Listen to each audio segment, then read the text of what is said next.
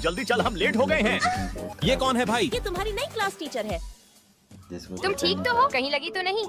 जाओ अपनी सीट पर बैठ जाओ।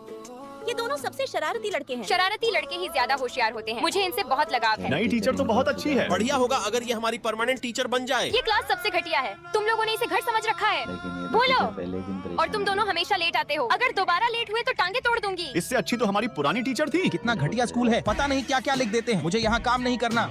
लेटर बॉक्स, चलो प्रिंसिपल से टीचर की शिकायत करते हैं। हाँ, हम उन्हें हटा कर ही रहेंगे। ये गया प्रिंसिपल के पास। सीसीटीवी कैमरा, भाई उधर तो देख। तू चिंता मत कर भाई, मैं इसे अभी तोड़ दूंगा। तुम कहते हो ये कोई और है?